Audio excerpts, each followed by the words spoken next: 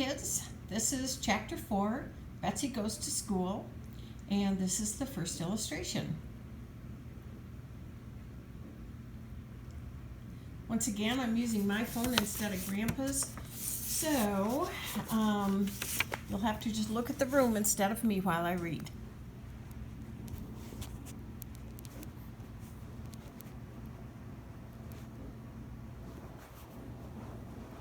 Chapter 4. Elizabeth Ann was very much surprised to hear Cousin Ann's voice call, "Dinner!" down the stairs. It did not seem possible that the whole morning had gone by. "Here," said Aunt Abigail, "just put that pat on a plate, will you, and take it upstairs as you go. I've got all I can do to haul my own 200 pounds up without a half a pound of butter into the bargain." The little girl smiled at this, though she did not exactly know why, and skipped up the stairs proudly with her butter. Dinner was smoking on the table, which was set in the midst of a great pool of sunlight. A very large black dog with a great bushy tail was wandering around the table sniffing the air. He looked as big as a bear to Elizabeth Ann, and as he walked his great red tongue hung out of his mouth and his white teeth gleamed horribly. Elizabeth Ann shrank back in terror, clutching her plate of butter to her breast with tense fingers. Cousin Ann said over her shoulder, "Oh, bother. There's old Shep got up to pester us begging for scraps. Shep, you go and lie down this minute." To Elizabeth Ann's astonishment and immense relief, the great animal turned, drooping his head sadly, walked back across the floor, got up on the couch again, and laid his head down on one paw, very forlornly, turning up the whites of his eyes meekly at Cousin Ann. Aunt Abigail, who had just pulled herself up the stairs, panting, said, between laughing and puffing, "I'm glad I'm not an animal on this farm. Ann does boss them around so." "Well, somebody has to," said Cousin Ann, advancing on the table with a platter. This proved to have chicken fricassee on it, and Elizabeth Ann's heart melted at the smell. She loved chicken gravy on hot biscuits better than anything in the world, but chickens are so expensive when you buy them in the market that Aunt Harriet hadn't had them very often for dinner. And there was a plate of biscuits, golden brown, just coming out of the oven. She sat down very quickly, her mouth watering, and attacked the big plateful of food which Cousin Ann passed to her.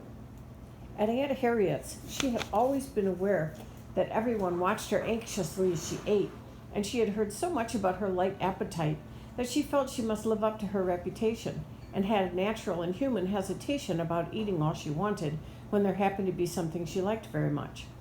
But nobody here knew that she, quote, only ate enough to keep a bird alive, quote, and that her, quote, appetite was so capricious, end of quote. Nor did anybody notice her while she stowed away the chicken and gravy and hot biscuits and currant jelly and baked potatoes and apple pie. When did Elizabeth Ann ever eat such a meal before? She actually felt her belt grow tight. In the middle of the meal, Cousin Ann got up to answer the telephone, which was in the next room. The instant the door had closed behind her, Uncle Henry leaned forward, tapped Elizabeth Ann on the shoulder, and nodded toward the sofa. His eyes were twinkling, and as for Aunt Abigail, she began to laugh silently, shaking all over, her napkin at her mouth to stifle the sound. Elizabeth Ann turned wonderingly and saw the old dog cautiously and noiselessly letting himself down from the sofa, with one ear cocked rigidly in the direction of Cousin Ann's voice in the next room. "The old tyke," said Uncle Henry. "He always sneaks up to the table to be fed if Ann goes out for a minute. Here, Betsy, you're nearest. Give him this piece of skin from the chicken neck." The big dog paddled forward across the room, evidently in such a state of terror about Cousin Ann that Elizabeth Ann felt sorry for him. She had a fellow feeling about that relative of hers. Also, it was impossible to be afraid of so meek and guilty an animal. As old Shep came up to her, poking his nose inquiringly on her lap, she shrinkingly held out the big piece of skin, and though she jumped back at the sudden snap and gobbling gulp which the old dog greeted the tidbit, she could not help but sympathize with his evident enjoyment of it. He waved his bushy tail gratefully, cocked his head on one side, and, his ears standing up at attention, his eyes glistening greedily, he gave a little begging whine. "Oh, he's asking for more," cried Elizabeth Ann, surprised to see how plainly she could understand dog talk. Quick, Uncle Henry, give me another piece. Uncle Henry rapidly transferred to her plate a wing bone from his own, and Aunt Abigail, with one deft swoop, contributed the neck from her platter. As fast as she could, Elizabeth Ann fed those to Shep, who wolfed them down at top speed, the bones crunching loudly under his strong white teeth.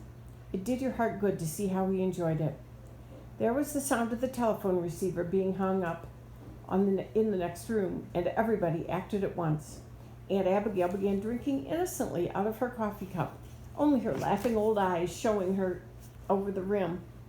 Uncle Henry buttered a slice of bread with a grave face, as though he were in deep conjecture about who could be the next president. And as for old Shep, he made one plunge across the room, his toenails clicking on the bare floor, sprang up on the couch, and when Cousin Ann opened the door and came in, he was lying in exactly the position in which she had left him, his paws stretched out, his head laid upon them, his brown eyes turned up meekly so that the whites showed. I've told you what these three did, but I haven't told you yet what Elizabeth Ann did, and it's worth telling. As Cousin Ann stepped in, glancing suspiciously from her sober-faced and abstracted parents to the lamb-like innocence of old Shep, little Elizabeth Ann burst into a shout of laughter. It's worth telling about because, as far as I know, that was the first time she had ever laughed out heartily in her whole life. For my part, I'm half surprised to know that she knew how. Of course, when she laughed, Aunt Abigail had to laugh too, setting down her coffee cup and showing all the funny wrinkles in her face screwed up hard with fun. And that made Uncle Henry laugh, and then Cousin Ann laughed and said, as she sat down, "You're bad children, the whole four of you." And old Shep, seeing the state of things, stopped pretending to be meek, jumped down, and came lumbering over to the table, wagging his tail and laughing too, with a good wide dog smile. He put his head on Elizabeth Ann's lap again, and she patted it and lifted up one of his big black ears. She had forgotten that she was terribly afraid of big dogs. After dinner, Cousin Ann looked up at the clock and said, "Oh my goodness, Betsy will be late for school if she doesn't start right off." She explained to the child, aghast at this sudden thunderclap, "I let you sleep in this morning as long as you wanted because you were so tired from your journey. But of course there's no reason for missing the afternoon session." As Elizabeth Ann continued sitting perfectly still, frozen with alarm, Cousin Ann jumped up briskly, got the little coat and cap, helped her up, and began inserting the child's arms into the sleeves. She pulled the cap well down over Elizabeth Ann's ears, felt in the pocket, and pulled out mittens. "There," she said, holding them out, "you better put those on before you go, for it's a real cold day." And as she led the stupefied little girl toward the door, Aunt Abigail came after them and put a big sugar cookie into the child's hand.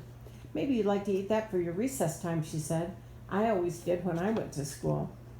Elizabeth Ann's hand closed automatically about the cookie, but she scarcely heard what was said. She felt herself to be in a bad dream. Aunt Frances had never let her go to school alone, and on the first day of the year always took her to the new teacher and introduced her and told the teacher how sensitive she was and how hard to understand, and then she stayed for an hour or two until Elizabeth Ann got used to things. She could not face a whole new school all alone. No, she couldn't. She wouldn't. She couldn't. Horrors. Here she was in the front hall. She was on the porch. Cousin Ann was saying, "Now run along, straight down the road till the first turn to the left, and there in the crossroads, there you are." And now the front porch door closed behind her. The path stretched out before her to the road, and the road led down the hill the way Cousin Ann had pointed. Elizabeth Ann's feet began to move forward and carried her down the path, although she was still crying out to herself, "I can't, I won't, I can't." Are you wondering why Elizabeth Ann didn't turn right around, open the front door, walk in, and say, "I can't, I won't, I can't," to Cousin Ann? The answer to that question is that she didn't do it because Cousin Ann was Cousin Ann. There's more in that than you think. In fact, there's a mystery in it that nobody has ever solved, not even the greatest scientists and philosophers, although, like all scientists and philosophers, they think they have gone a long way toward explaining something that they don't understand by calling it a long name. The long name is personality, and what it means nobody knows, but for all that, it's perhaps the most important thing in the world. Yet we know only one or two things about it. We know that anybody's personality is made up of the sum total of all the actions and thoughts and desires of his life. And we know that there aren't any words nor figures in any languages to set down that sum total accurately. But still, it is one of the first things that everybody knows about anybody else. And that's really all we know. So I can't tell you why Elizabeth Ann did not go back and cry and sob and say she wouldn't and couldn't, and she couldn't go to school as she surely would have done at Aunt Harriet's. You remember that I could not even tell you why it was that as the fatherless and motherless girl lay in bed looking at Aunt Abigail's old face, she could feel so comforted and protected that she need break out crying. No, all I can say is that it was because Aunt Abigail was Aunt Abigail. But perhaps it may occur to you that it's a rather good idea to keep a sharp eye on your personality, whatever it is. It might be handy, to have a personality like Cousin Ann's, which sent Elizabeth Ann's feet right down the path. Or perhaps you would prefer to be one like Aunt Abigail. Well, take your choice. You must not, of course, think for a moment that Elizabeth Ann had the slightest intention of obeying Cousin Ann. No, indeed, nothing was farther from her mind as her feet carried her along the path and into the road. In her mind there was nothing but rebellion and fear and anger and, oh, such hurt feelings. She turned sick at the very thought of facing all the staring, curious faces in the playground turned on the new scholar as she had seen them do at home. She would never, never do it. She would walk all around the afternoon and then go back and tell Cousin Ann that she couldn't. She would explain to her how Aunt Frances never let her go outdoors without a loving hand to cling to. She would explain to her how Aunt Frances always took care of her. It was easier to think about what she would say and do and explain away from Cousin Ann than it was to actually say and do it before those black eyes. Aunt Frances's eyes were soft like blue. Oh, how she wanted Aunt Frances to take care of her. Nobody cared a thing about her here. Nobody understood her but Aunt Frances. She wouldn't go back to all the Putney Farm. She'd just walk on and on and on till she was lost. And the night would come and she would lie down and freeze to death. And then wouldn't Cousin Ann feel... Someone called to her, "Isn't this Betsy?" She looked up astonished. A young girl in a gingham dress and a white apron like those at Putney Farm stood in front of a tiny square building, like a toy house. "Isn't this Betsy?" asked the young girl again.